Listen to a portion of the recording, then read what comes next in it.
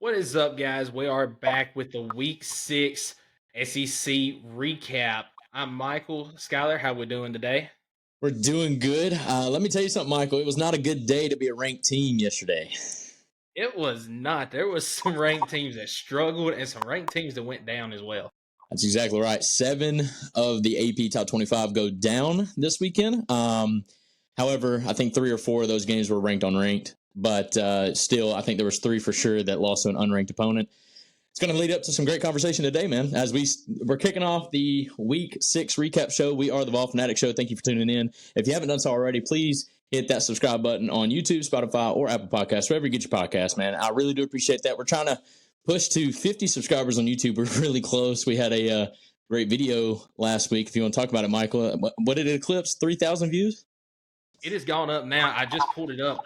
It has 4.5K views on it now. And Let's go. We had some awesome love this week. We started at 20 subscribers going into the week last week. We are now sitting at 35 subscribers. So Let's go. We're 15 away from getting to go live on YouTube. Of course, we still got some kinks to work out. Once we get there, we'll just kind of have to test it out. But if you haven't had the chance, like Skylar said, go and subscribe to the YouTube Ball Fanatic Show on YouTube, where you can watch us. You can also watch us on Spotify and then listen to us on Apple Podcasts. That's right. Share the show. Give us some feedback. I do want to give out a shout out, as we like to do one shout out a week. I got my man Chris Smith, who is a farmer's agent in Oak Ridge.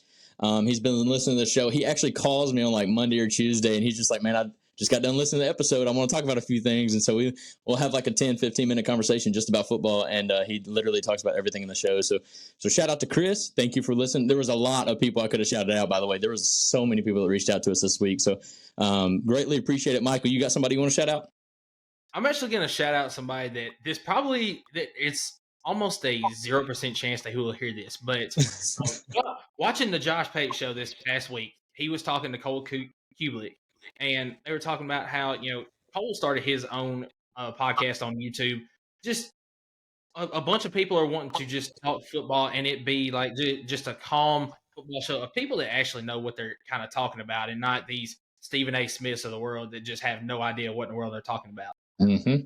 Him saying that is exactly what you and I are trying to do right now. We're just trying to talk ball. That's right. I wanted to give him a shout out for saying that right there. And I know I didn't say the quote exactly the way he did it, but right there, he is 100% correct. No, absolutely. That's all we are, man. We're not insiders. We're just fans, man. I'm not gonna say what Boogie Bentley at the Talking Balls Network they say, but they're spot on, man. We're just fans. We love to talk ball, and that's what we're here to do, man. But without further ado, let's get into the recap, dude. We had a fun weekend. We did. First off, we're not going to talk about Tennessee, South Carolina, or Auburn in the recap. We'll kind of talk a little bit about them in our second video of the day, our prediction video, because they were on bye weeks this past week. So nothing to recap from this past week. Tennessee still found a way to lose and not throw a single touchdown pass. So I think we should bring in Nico, honestly. Okay, you got me on this one. We'll discuss this in a little bit then. No, I'm joking. It was a joke, bro. It's just okay. I was going to say, is there something that you know that I don't? No, there's Tennessee fans out there and they crack me up, but in Facebook, they were like, man, Joe Milton hasn't thrown a single touchdown today. Should we bring in Nico? And I'm like, all right, that's actually pretty funny. That is pretty funny. So, but anyways, the first game on the list is we have Western Michigan at Mississippi State. It's a great bounce back win as they played in Starkville, Mississippi, but we really don't have any notes on this one. We really didn't watch this one as there was a lot more exciting games to talk about, but any thoughts? I know you mentioned something that was pretty important for Mississippi State fans. So one thing that came out of yesterday's game, first off, Will Rogers had another decent day. 16 of 22, 189 yards, 3 touchdowns, no interceptions. So another decent day, but some concern for Mississippi State fans. Will Rogers went out yesterday in the second half with a shoulder injury. So hate to see it. Yeah, not sure how serious that injury is. But that is something to be concerned about if you are a Mississippi State fan, because Mike Wright, he is a decent quarterback, but he's not what Will Rogers is. So that is a concern going into this week. Well, they actually have a bye week. So, I mean, if it is something that is just a slight injury, then hopefully that break that they have he'll be ready for the week after. But it's still concerned for Mississippi State. And you hate to see it against an opponent like that. I mean, you hate to see it regardless. But against Western Michigan, a team you know you're supposed to win, beat, and it ended up being a semi-close game. But you hate to see it. I mean, kind of like said last year against Akron, he went down in a game that virtually we didn't need him in. And when you go in and play games like this, it's supposed to clean up some self-made issues and to stay healthy. And unfortunately, your best player on the team goes down. So hopefully he bounces back after the bye week. And last note I have on this, let me make sure that I'm completely correct on this. I believe Western Michigan actually gained more yards yesterday than Mississippi State did overall. Yes, they had a massive second half. Yes. Massive second half. Something as a Mississippi State defense is kind of concerning. Yeah, so Western Michigan threw for just shy of 300 yards yesterday. They had 297 yards passing and 116 yards rushing. So not a real good look for that Mississippi State defense. No, not at all, man. But hey, let's get to a game that I know me and you are both watching because it was a freaking fantastic game. Like we knew it was going to be. It's so unfortunate the way it ended. But I want to talk about LSU going to Como and pulling out the 49-39 win. And we all know that game was a lot closer than that score, kind of gives off. But a pick six with less than a minute to go to seal the dub for LSU. Wow, what a game. I just want to say it was Jaden Daniels versus Missouri. It wasn't LSU versus Missouri. That's right. Dude, I'm glad you brought that up because Jaden Daniels had that just coming out party type of a game, which I knew he would have to do against Missouri. Now, what I didn't see happening was Brady Cook doing the same thing. I mean, I know LSU's defense is bad, but oh my goodness, Brady Cook had over 400 in the air against LSU's defense. So I want to give an unfortunate stat in this game because we just brought up last week Brady Cook broke the SEC record for the longest streak of completions without an interception. Oh yeah, that is. And throws 2 of them yesterday. But man, what a streak! I think it ended up being 367 consecutive passes without an interception. So I mean, that is unreal. But man, he still had a heck of a game, and something that has been brought up at times this year, and we've brought it up before. Can we have wide receivers from Missouri step up and help Luther Burden? And you had that yesterday. You had Theo Wees and Mookie Cooper yesterday. Both had 80 yards receiving to go along with Luther Burden's 149 yards. So that is a bright spot for Missouri going forward that you can have other guys step up for the future Biletnikoff winner this year. I'm hopping on that train with you. I was going to say I called that a couple of weeks ago where I thought Luther Burden was having that type of a season, and I think I seen a graphic on Instagram where he's actually got more yards than Devontae Smith through 5 or 6 games than back when he did it in 2019, 2020. I can't remember the year that he did it, but so that's something to definitely look out for. But what I kind of want to talk about LSU because they won the game behind Jaden Daniels, who had 259 yards passing. He had 130 rushing. I mean, so many plays that he made were just off script, just running through the gap of that defense. It was really fun to watch. And offensively, we know LSU's there. Like, they've got a national championship level type of offense. But what I really want to talk about is how absolute suspect their defense is, man. Like, what do they need to do? And I think I seen a thing where LSU hasn't given up this many points through 6 games in a season ever, in the history of LSU. They pulled that graphic up yesterday during the game, and to answer your question, I don't know what this LSU defense needs to do because if you look just at the players that they have, this was a defense coming into the year that was expected to be one of the top defenses in the conference. Absolutely. They got all sorts of players all over the place on that defense that are like all conference players, but together they can't pull it together. I don't know what they need to do to fix that. I get you. Such a gutsy performance by Jaden Daniels, though. Like, I'm pretty sure he got hurt and he was like, "No, I'm coming back. Like, I'm not gonna let this affect me." Speaking of a graphic on Instagram, I seen, and it was like they took X-rays of Jaden Daniels in the middle of the game, and it was his rib cage, and it had that dog in it. He had like dogs in his chest, bro. I was like, yes, sir. So what a gutsy performance by him. But I don't want to shy away from Missouri now. Missouri, I want to go ahead and go on record. You mentioned that Kentucky may be the second best team in the East last week, and I hate to make you sound bad when I say that.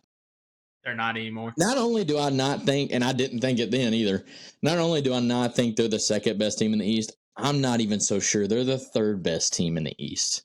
And the reason why is because Missouri is actually really decent. I wanted to see how they performed against LSU. I get this was at home, but they still proved to me that their offense is legit and they can move the ball, even though LSU's defense is really bad. But they never folded. Like even through, the pick six at the very end, that was his second pick. I kind of give him a little bit of leniency there because they were kind of in desperation mode. But Missouri moved the ball, and defense was not great in the second half, but they played great in the first half. And I think Missouri is maybe in the conversation for the second or third best team in the East. Yeah, and if you looked at my power rankings video that I did on YouTube this past week, I said that after our video last week, I said in the power rankings video, Missouri and Kentucky, I ranked them 4 and 5 together, or maybe it's 3 and 4 together, something like that. It was 4 and 5, but I'm with you. I jumped a little bit ahead on Kentucky because of how they completely dominated Florida, but it's a Florida team that is not very good. That Missouri team that played against LSU yesterday, and if you play that game 10 times, I think Missouri wins 4 or 5 of those games. Oh, yeah. If it wasn't for the 2 interceptions that Brady Cook threw, and like you said, one of them was the pick six that really stretched the game out at the end, made it look worse than it was, Missouri probably wins that game. I really think they drive down the field that last possession and possibly kick a field goal to tie it. If not, end up scoring a touchdown to win it. Oh, yeah.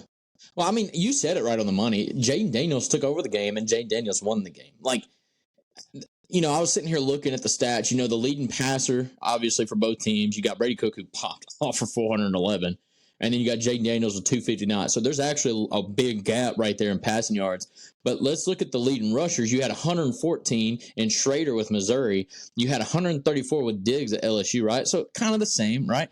Then you get the leading receiver. You got Malik Neighbors with 146, and then you got Luther Burton with 149. They're like literally identical stats. But what you don't see is Jake Daniels' rushing yards. Yes, I mean, he took over the game. Yeah, he took over the game, won the game. He needed to. I hated that he had to carry so bad because his defense is just atrocious. But oh my goodness, what a gutsy performance by Jay Daniels, and LSU squeaked by. But on paper, this may look like an upset because LSU is technically ranked below Missouri. But I do believe LSU was favored in this game. They should have been. LSU was favored at one point by 7.5. I think by the time it closed, it was down to 4.5. Yep. But there was people talking all week about Missouri pulling the upset. And well, I called it. I mean, I didn't even. I was so confident Missouri went pulling out this game just because it was in Como. And I kind of felt like LSU's defense, which I feel like I'm right on that. LSU's defense is bad. And, it is what it is. I do want to see some improvement on LSU's defense before I jump on the, because they keep saying, LSU's chances are not gone to win the West.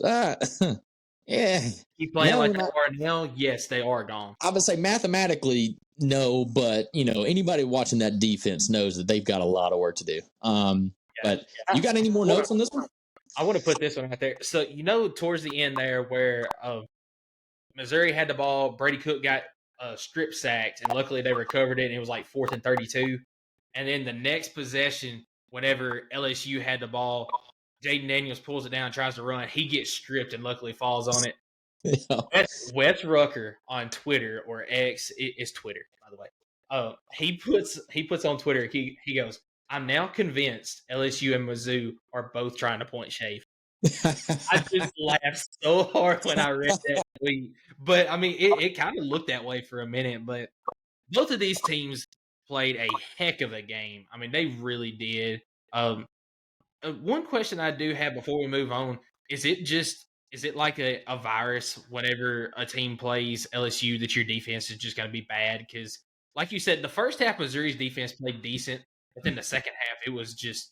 I mean, Jaden Daniels took over and the defense couldn't do anything. So is it a virus whenever LSU plays in the game that there's no defense?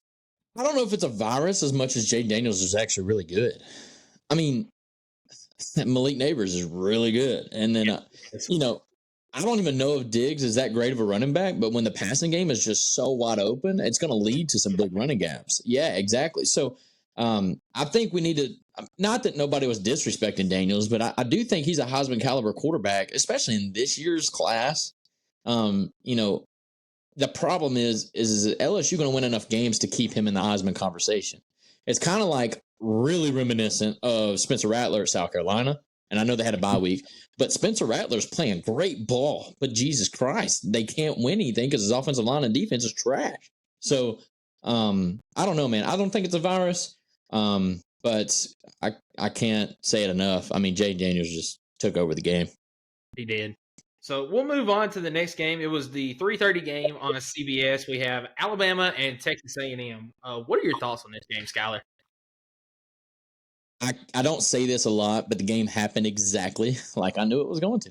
Absolutely. I mean, exactly like I even have it on my TikTok video. I said Alabama's going to win this game close, and that's exactly what happened. Jalen Milroe, by the way, I didn't think he was going to throw for 321, but I thought he would take over the game, and that's exactly what he did. Both defenses, by the way, really, really good. Makes me nervous next week. Makes me nervous, but it was definitely a defensive game. But Alabama's third quarter, the way they came out of halftime and the way they responded, how the first half, just beautiful.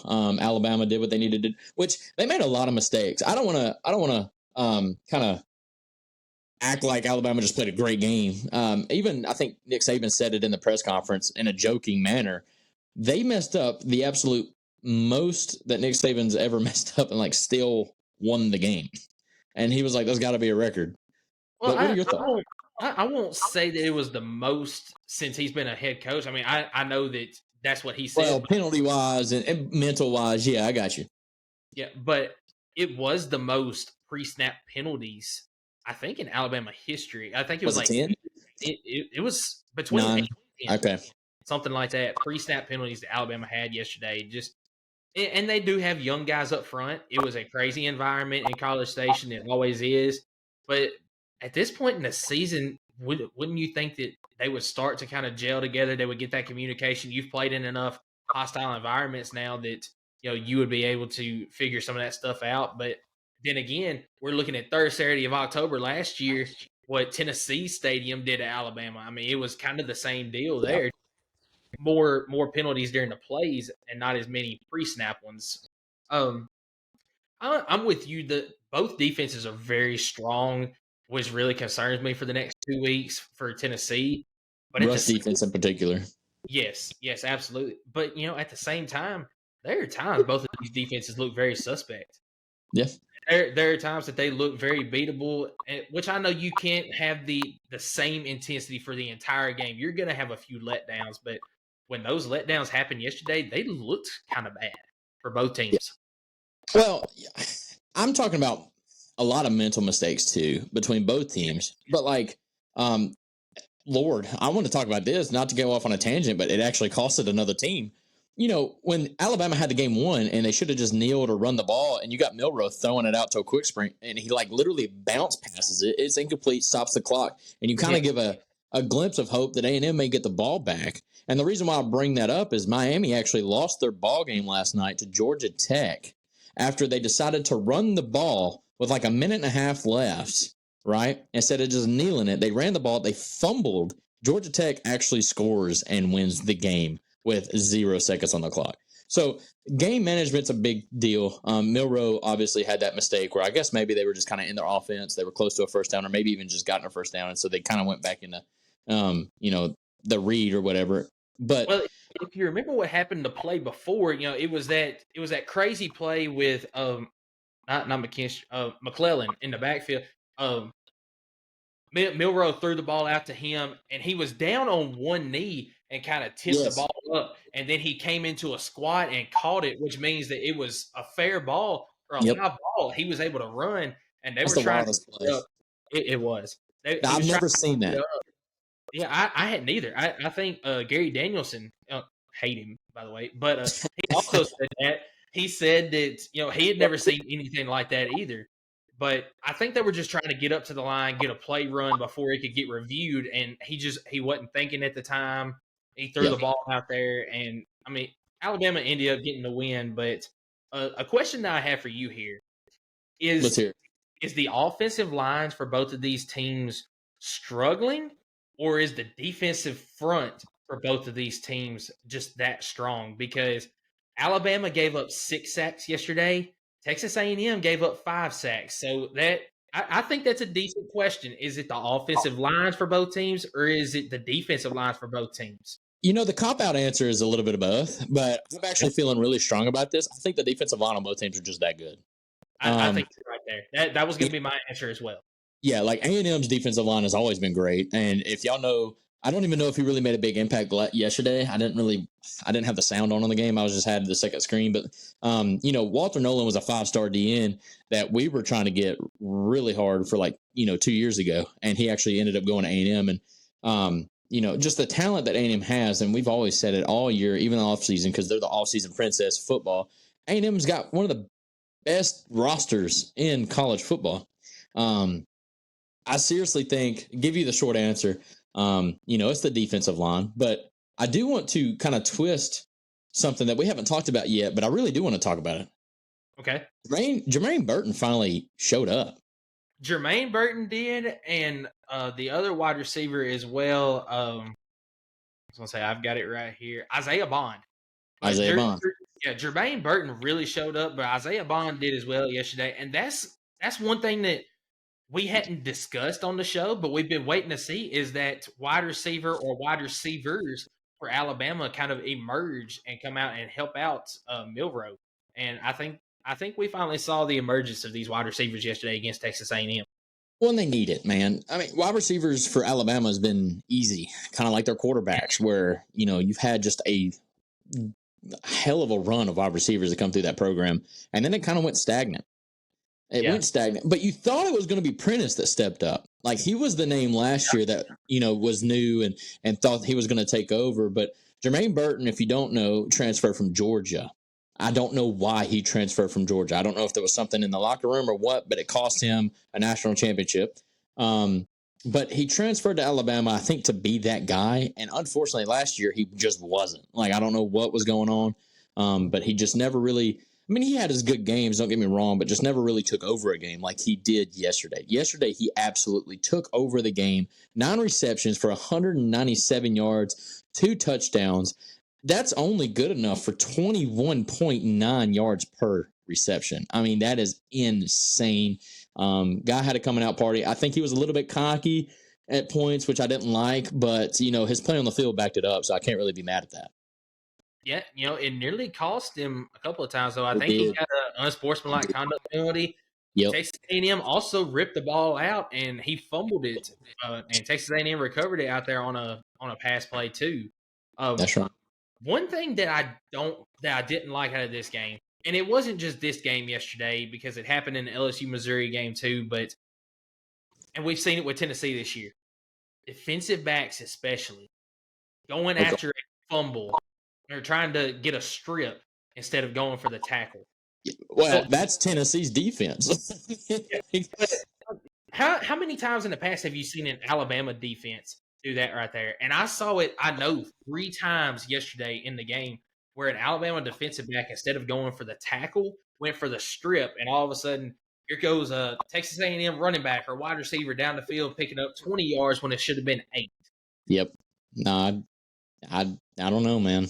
I don't know. I hate it. There's a lot of things I've been seeing defensively, even with our own team, that I don't like. But then I get slandered because Kamal Hadden decides to have his best game ever after I say everything I say. And then I'm a bad guy. And I'm like, no, everything I said was right. He just had the game of his life last week. Like, whatever. It's fine. In fact, and I do have, on the record in week 2 where I said if Kamal Hadden kept his head straight, he's literally the best defensive back we have on our team.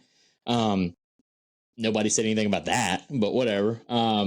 So, no. Do you have any final notes on this game, though? I mean, Alabama picks the win. We both predicted that to happen, I believe. We knew it was going to be a close game. It was in College Station. 12th man was going to come out. One thing I didn't know, A&M's only beaten Alabama twice in its history of the series. And that was with Johnny Manziel. Yeah, that was Johnny Manziel, and then the other one was 2021. Yep. So think about all the good teams A&M's had and, Alabama's had. But, like, A&M, at the end of the day, I think they did a side-by-side comparison of Jimbo and Sumlin side-by-side in the stats. I don't think you can get as any identical, like any closer of just straight the exact same records as you could have. And yet they're, hey, that's none of my business, though. That's none of my business. I'm with you. The only other thing I have, I'm going to save what I have to say about Texas A&M going into next week for our prediction video. But absolutely, one thing that scares me about Alabama, we talked about the coming out party for the wide receivers yesterday. They've been run heavy all year this year, though. If they can get both of those together, watch out for Alabama down the stretch. Alabama when they have their full run ball good yesterday. No, not at all. Well, neither team did. No. And that's another credit to the defensive fronts. That's exactly what I was going to say. Yeah, they're so good that the running game for both teams couldn't get going yesterday, and both teams adapted, especially Alabama.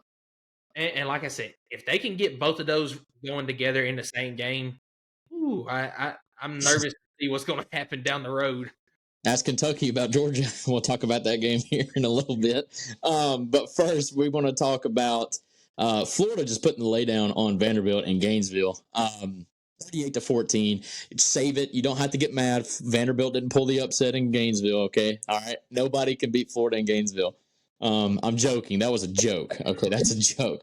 Just none of the Tennessee teams could beat them in Gainesville. I tell you, one thing that surprised me in this game is I really thought that Vanderbilt was going to cover the spread in this game because it was 18.5 by the time it closed. And Vanderbilt, just the mistakes. They're making so many mistakes. It's almost like they're really not learning from these mistakes as the season goes on. And you can't win ball games when you make mistakes the way that they are. But credit to Florida yesterday. They did what they needed to do in the game. Well, I mean, I want to talk about that, though, because how many times have we seen the head coach? Why is his name not coming to me? Come on. Clark Lee. Thank you. Clark Lee. And like a halftime interview or post-game interview where he even admits, we're making way too many mistakes. Okay. Why aren't you cleaning it up? Like, what is keeping you guys from fixing those mistakes? Because like you mentioned, I mean, the talent isn't that big of a gap. Okay. Let me point that out. The talent gap is not that big. It's really not. No, but now I will say this. Kenny Seals, who statistically didn't have a terrible game, he did make some like weird throws. The throws that I seen, at least when I was tuned into the game, and I'm just like, what? Or what kind of decision was that? Or, the throw just not even being accurate, like whatsoever. I get it. He's having to step in, but, he's going to have to get a little bit more accurate. If you remember, he was the starting quarterback like 2 years ago, so he's got the experience. We just need to see him, bring it full circle. But Graham Mertz, once again, he's been overshadowed this year, but just one of the most accurate passers in the SEC. He's quietly doing it for Florida. I mean, we have just, especially me, I'm not going to throw you out there, but especially me, I've been talking down on him all year. Graham Mertz, he is not the guy. Why are they waiting so long to make this quarterback decision? If Graham Mertz was the guy all along, is he really that bad? He's not. He is the most accurate quarterback in the SEC right now statistically. And he was 30 of 36 yesterday, 254 yards and 3 touchdowns. That's right. What else? I mean, the stats don't lie there. He is being very efficient this year in games. So I really don't know what to say because Florida looks good at times. I know this was Vanderbilt yesterday, but they look good against Tennessee. And then other games, they just look very complacent with the way that they're playing out there. I'm just looking, because they had a great game everything was working for Florida offensively. But did Trevor Etienne not play? he was hurt yesterday. I saw him on the sidelines. He had his jersey on, but he was in street clothes. Other than that, so Okay, I got you.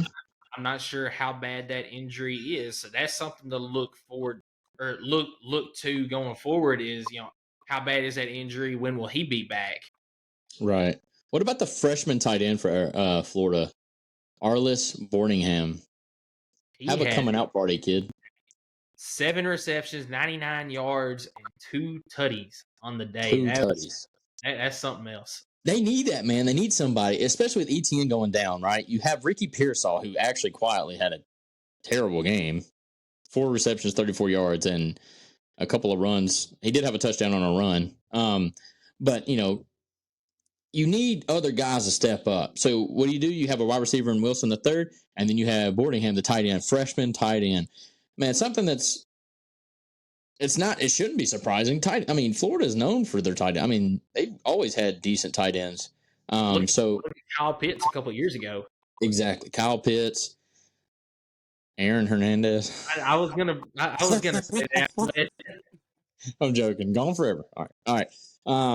No, I just, it's a game for Florida, but obviously this one didn't have our attention nearly as much as what? You want to hear the most Vanderbilt stat ever that they showed in this game? I know what you're about to tell me. I know. I've seen it already. Go ahead. Throw it on me. It's not even a Vanderbilt. It's like the most Tennessee stat ever, dude. Like, go ahead. Lay it on me. So Vanderbilt's punter yesterday, he is now the only punter in NCAA history to punt over 11,000 yards.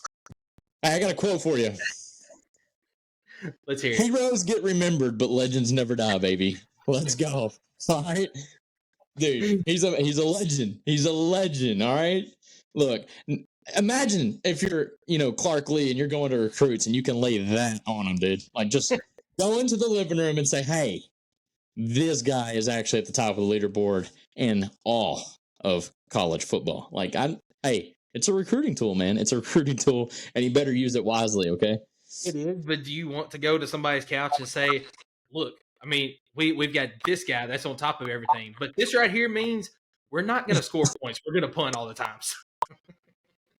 It's small victories. I mean, they're not on the top of anything else, bro. Look, they've got no other records. Like, this man gets his, like, he's going to have like a Peyton Manning Hall at Vanderbilt now, okay, because of that. No, I'm joking. All right. Let's go on to the next game that we thought was going to be an absolute showdown in the East, but my, oh my, did the Wildcats let us down again. Georgia whoops the crap out of Kentucky 51-13 in Athens, Georgia. Let me tell you this before I get your reaction.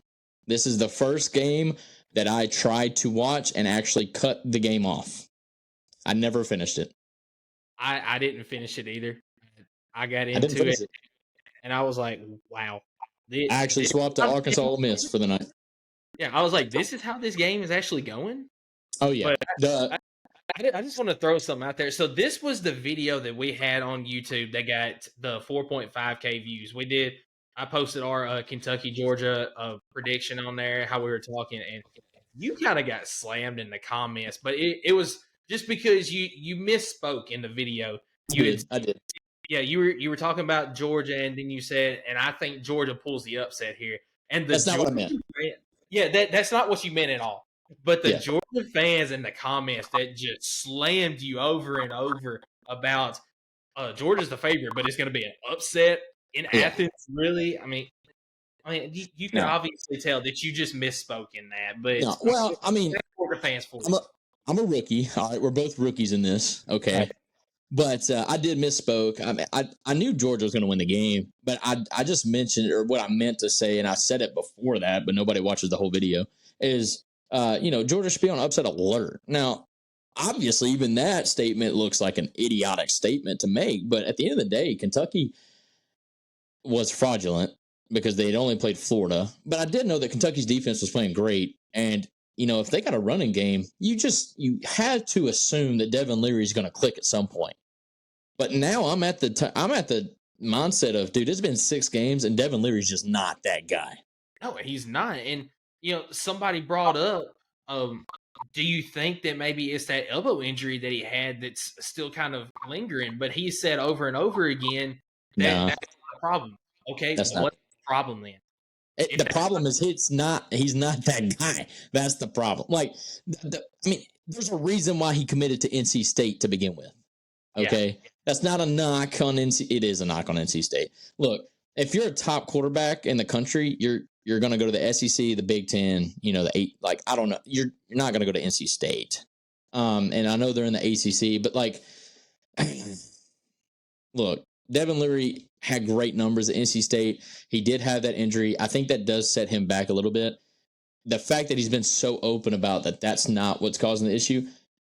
Do you look at the offensive coordinator at Kentucky or maybe even the quarterback's coach in Kentucky and figure out why you can't take this guy who was being really productive in his old offense and you can't get that same effort out of him in this offense? Is that a Kentucky thing or is that a Devin Leary thing?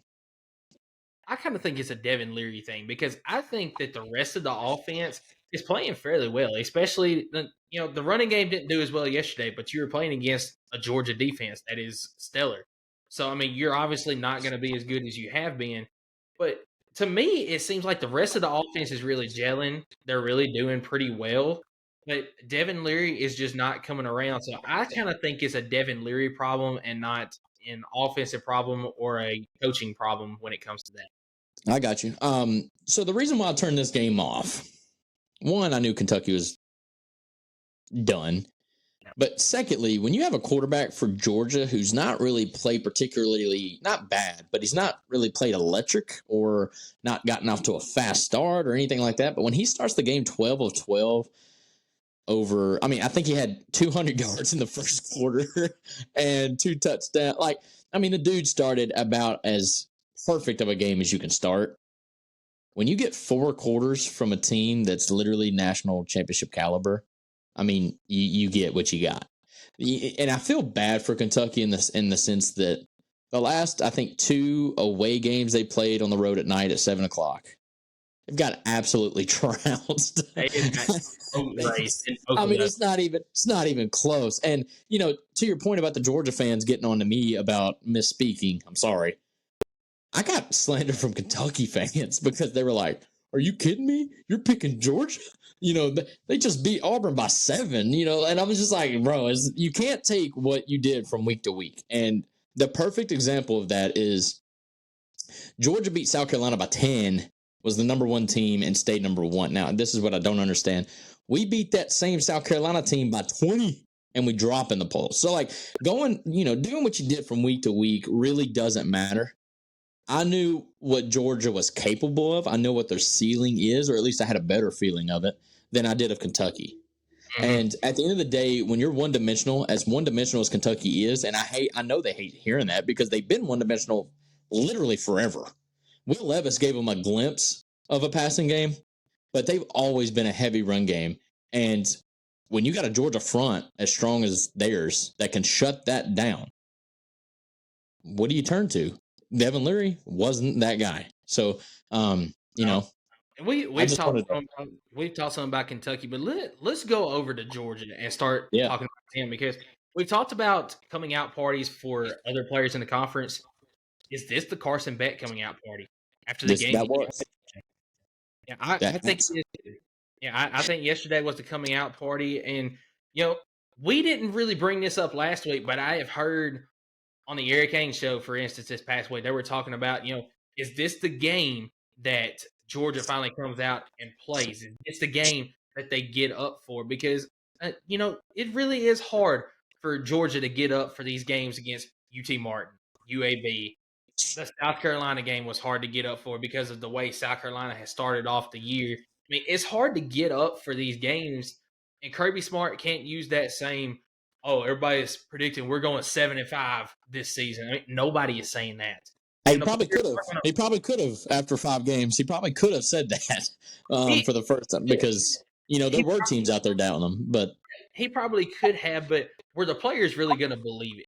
No. I don't know. I don't know if they would have. So I think it was more of a hard to get up for these games more than Georgia isn't as good as they were last year or the year before last because they proved yesterday they're still Georgia. and they're going to Yep. keep doing Georgia until they don't Georgia anymore.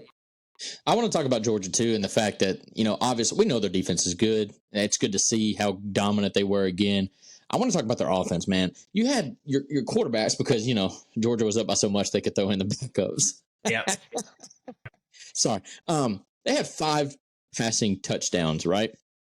To 5 different receivers, brother. You had a running back get a touchdown. You had 2 tight ends get a touchdown. You had 2 wide receivers get a touchdown. Let me tell you how well they spread the ball out. Brock Bowers, which, by the way, if you're Kentucky, the fact that they let that man get wide open multiple times is just baffling because that's the game plan is to lock him up. But no, he still catches 7 for 132, a touchdown, had a 49-yarder, catch.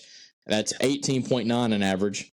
You have Rosemy Jack Saint, wide receiver, 4 receptions for 99 yards, dang near 25 yards a catch with a touchdown. You had Rob Thomas, the transfer from Mississippi State. He got 5 receptions for 12.6 on average, 63 total yards, another touchdown. You had Edwards, the running back. He had 6 catches for 51 yards, so he got a great game out of the backfield. Dude, you've got just spreading the ball out. I mean, you had Carson Beck come out in the post-game presser on national television or whatever, come out and say, yeah, we just couldn't miss. He said it just as casually. He was like, it was great knowing that I was protected. I had time to throw the ball, and I couldn't miss. And I'm like, man, what a winner. That's kind of scary to think about. It is very scary going forward, but I think all questions for Georgia are gone now. People have been questioning them all year long. Is this Georgia team as good as teams past? Are they really going to win 3 in a row? Do they have a chance to win 3 in a row? I still think that there are teams out there that can beat them, but that list is very, very short. And I think Georgia is just going to be a buzzsaw for the rest of the season. That's a good point that you brought up, though. There was a lot of teams where there were some questions and you got some answers on. Some good, some bad. And unfortunately, Kentucky fans, it's the same old Kentucky right now. I mean, you started out 5-0, but like everybody predicted 5-0 to start because you literally played nobody. So like you hadn't done anything. And I kind of blame ourselves a little bit. Kentucky got really high on that Florida win because we lost to Florida. That's all it was. If we would have beat Florida and then Kentucky beat Florida, they would have not been near as hype as they were, And but no, I agree with you. A lot of answers, including if you want to go ahead and skip on to the last game of the recap show, and that is Ole Miss getting the closely contested dub against Arkansas in the SIP. There was a drone show there that I was telling you about. It said party in the SIP. I thought that was kind of cool. But what are your initial reactions on this one? So let me ask you a question. Starting off, was this a hangover game for Ole Miss against Arkansas after the game that they had last week against LSU? Because I kind of think that it was. Ole Miss did not look like they have through the rest of the season, minus the Alabama game. I really think this was a hangover game after what happened last week because I don't think Arkansas is that good. Matter of fact, my SEC power rankings, Arkansas was number 13 on my list out of 14. And I'll give my reasoning why. Yeah, you're gonna have to give me a reason on that one because I don't agree with that at all. Now they have played well against teams this year, but I put my metrics at Power 5 wins, Power 5 losses. I've looked at home and away, their records on that and stuff. Arkansas is one of 2 teams in the SEC that does not have a Power 5 win. And Mississippi State, they lost to BYU, didn't they? Yes, they did. That's why I have Mississippi State 1 spot ahead of Arkansas in my SEC power rankings after 1 month. Okay, I can agree with that because, I mean, I agree that the West is down, actually, with Arkansas, Mississippi State, and Auburn. Maybe I don't disagree with it. I would have had Mississippi State at 13, probably Auburn at 12, and then Arkansas at 11, probably. But then, it'd have been really close with Florida. But, I mean, either way, I do agree with you. I think this is a hangover game. I think it was kind of hard for them to get up because it's you had that great win against LSU. You going against Arkansas, like you mentioned, not really a big game, not going to be a lot of, eyes tuned into it per se. But at the end of the day, this Arkansas team, no matter what their record is or what their wins are, as long as KJ Jefferson's quarterback, they're going to be in every game. And And I think that's something. I'm glad you Yeah. said that because I touched on it last week. Whenever I said one of my hot takes of last week was Sam Pittman is about to be on a hot seat. I think that's because when KJ Jefferson leaves after this year, who do they have coming up next? Can he fill that spot that KJ Jefferson has right now that is hiding a lot of problems? That's a good point. That's a great point. I mean, you got Arkansas, which I knew they had a tough schedule. Yes, absolutely. Them not beating BYU is massive in terms of their total wins this season, because you looking at Arkansas, you say worst case scenario through 6 games, and you would still think that you're 3-3. And they're sitting right now they're 2-4. They're 2-4. They're 0-3 in the SEC. I don't know their full record. I don't have it pulled up in front of me right now, but they're going to have to pull out some wins that maybe they're not predicted to win in order to save this season. I mean, I think I did have them going 7-5 in the preseason, and my preseason predictions, but now I'm really hesitant. I don't know. Like, it's crazy. I mean, I feel like right now Auburn could probably beat Arkansas. Well, I think in my preseason predictions, I said the absolute worst that Arkansas will be is 6-6. Yeah. They're going to pull some games here at the end that they probably shouldn't win to even get to 6-6. Yeah, they're definitely clawing for bowl eligibility. But Ole Miss, I do want to talk about them. They won the game. Jackson Dart, not a great game. I mean, 16-25, 153 yards, a touchdown. It was really the running game for Ole Miss. You had Bentley the fourth. He had 13 attempts, 94 yards, a touchdown. You had Judkins, who didn't have a lot of yards, but 18 attempts, 65 yards, and a touchdown. I mean, they really tried to run the ball. You had Jackson Dart, who ran it 12 times, 33 yards. So, I mean, you had over 40 attempts, almost 50 attempts of running the ball. No, 40. I mean, what does that say? 43 attempts, 44, if you count the wide receivers carry.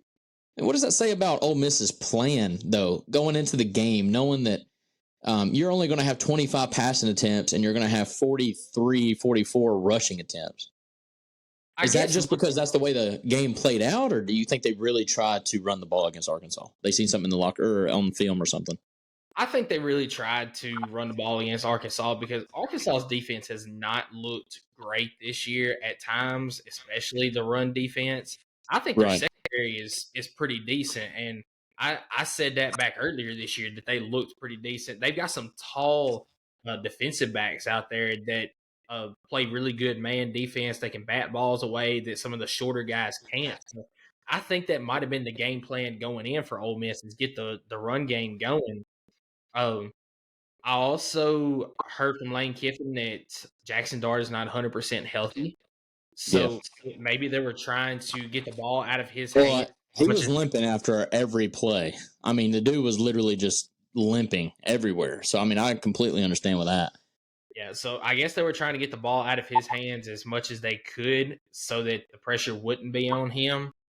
I think this just came down to this is the way the game was played, but I think a lot of it was also Ole Miss kind of causing the game to be that way because they just did not look sharp in the game. And, we've mentioned, I think it's the hangover from the LSU game. Yeah. Offensively, I do want to kind of credit their defense. Their defense was everywhere. Yeah, their defense. Forcing, they were able to get to KJ multiple times. As much as I talk up KJ, he threw some terrible throws. I mean, he had 2 interceptions that cost him big time. What if I told you in the preseason, as high as we were on Rocket Sanders, and I get it, he's been battling injury. I know, but he was going to have a game this year where he was the leading rusher for Arkansas with 15 yards. What would you say to that? I'll say this.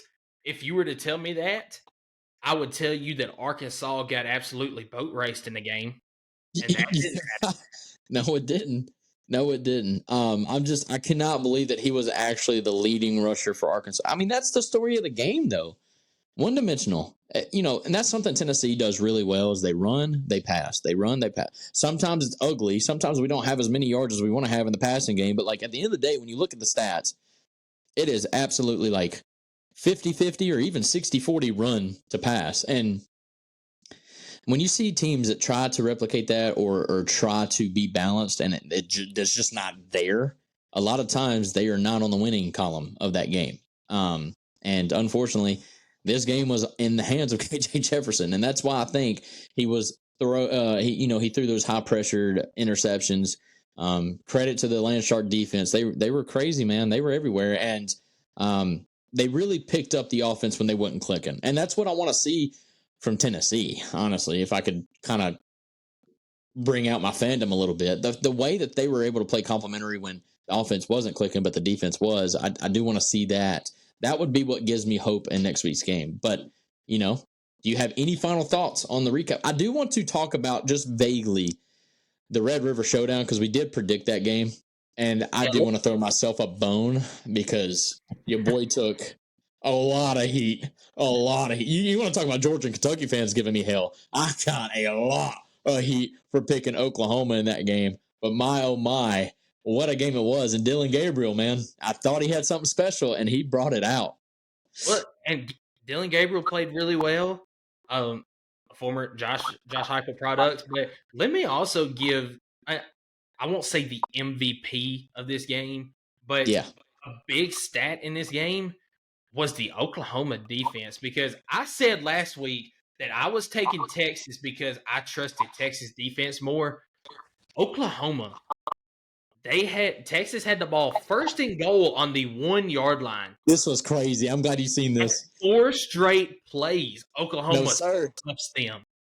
Oklahoma's defense played very well yesterday, and they ended up pulling out the game. What's crazy about pretty well though? Yeah. What's crazy about that is Texas still found a way to take the lead. Like after that sequence, I'm like, okay, Oklahoma's winning the game. No, they couldn't finish. I don't know what happened. I don't know if Oklahoma had a turnover, but somehow Texas got the ball back even after that. Go down and score what you would think would be the game winner. I don't know if it was a field goal or a touchdown, but you would think that would be the game winner. And no, Oklahoma decides to call a game. And my, oh my, was I think the entire football nation in shock after that game. And including myself. 34-30, what a shootout that was. Very fun to get. Let me tell you something. That might have been the best slate of noon games I've ever seen in my life. It was a very good slate of noon games. But kind of talking about the turnover thing there, I was going to make mention of this. That's where the game was won and lost. That is true. Texas did not force a turnover in the game, and they had 3 turnovers themselves. So that was the difference in the game. Yep, and that's something you can't predict. So, I hate that I predicted the right outcome, but you can't necessarily make a prediction based on, they're going to turn the ball over because that's something you've not seen from Quinn Ewers or Texas in general is them turning the ball over. Like they've been typically, very clean games. And that's what you got to do to win big games like they did against Alabama. I think it's crazy though. This season, we've already talked about it, how chaotic it is. And I think it's going to continue to be as we're about to wrap up this show and start the prediction show. I want to make one final note on that Texas-Oklahoma game. That game yesterday was a win for the SEC. And I'll tell you why real quick. There's been talk that Texas and Oklahoma need to take that next step before they come into the SEC for them to have any sort of success. Because if you had asked me 2 years ago, whenever all this first started coming out, I would have said, man, these 2 teams are going to be middle of the pack because their defense is not going to match up to these SEC defenses. Both of these head coaches, give them credit. They have recruited heavily on the defensive side of the ball. Their defenses look really, really similar to SEC defenses, if not right there on par with a lot of SEC defenses. You look at what Texas did to Alabama earlier this year. So this looks really good for the SEC going forward because you've got Texas and Oklahoma both coming into the SEC as powerhouses and not middle of the pack teams. Yeah, I kind of have mixed emotions about it because I don't know how I feel about how it's a win-win for Texas, Oklahoma, and the SEC. And the reason why I mention that is because I feel like the only beneficiary in that, I don't know, because they're bringing big fan bases. So at the end of the day, I guess the SEC would benefit because at the end of the day, they would be SEC teams at this point. But the point I'm trying to make is as soon as it was announced Texas and Oklahoma are going to the SEC, that helped them in every way in recruiting, in the transfer portal, everywhere. And now, when you talk about 2 years ago, you also got to remember how Lincoln Riley left Oklahoma was very reminiscent of how Lane Kiffin left Tennessee. Yep. But Oklahoma is such a good program that they can get out of that a lot sooner than I guess Tennessee could have. And that's not to say Tennessee's bad. I think they just made very dumb decisions during that situation where Oklahoma didn't. They knew who they wanted immediately when that happened. They went and got him. He's been able to turn that program around through the transfer portal and through recruiting. He's able to go into kids' houses now and say, hey, you're going to be playing for the best conference in America if you come here. Because the moment you enroll, we're going to be in the SEC. Have a day. And then on top of that, you're playing for one of the nation's, top 10 teams in college football in Oklahoma or Texas. However you want to spin it, they're still in the top 10, 15 teams. So, it helps them. I felt like it's always helped them. And I kind of thought more than it really helped the SEC. But at the end of the day, once they are in the SEC, it is going to help the SEC. It's just right now they're kind of benefiting it solely, because right now they're still Big 12 teams. So, but no, I agree with you. It was a fun game to watch. I cannot wait to see the Texas A&M and Texas renewed rivalry, and then like Arkansas, Oklahoma. Yeah, it's going to be great. It's going to be great. It is. So that does it for our Week 6 recap video. We're about to start our Week 7 prediction video, so we're going to close this one out. Get ready to record that one for you. So hopefully this one will be up within the next little bit. And Skylar, you got anything further on the recap before we close this out? Yeah, man. As a Tennessee fan, it was hard to watch football yesterday. It kind of sucked waking up, not being really juiced for a game, but it was still a very fun weekend of football. A lot of big upsets. USC almost went down in 3 overtimes, but they ended up pulling it out. But overall, guys, if you guys enjoyed this recap show, if you are every week listeners, give us a subscribe, a follow on podcast, YouTube, however you listen to us. We greatly appreciate it. Like we said, we are trying to go live on YouTube real soon. We just need 50 subscribers, guys. So if y'all could subscribe to the channel and share the video and go Big Orange. Yeah, absolutely. And leave us feedback in the comments as well so that we can help make this a better experience for you guys as well, because we're new at this. We're trying to make this the best experience for y'all. We just want to deliver our love of football to you guys. So, yeah, subscribe to the channel and go Big Orange, guys.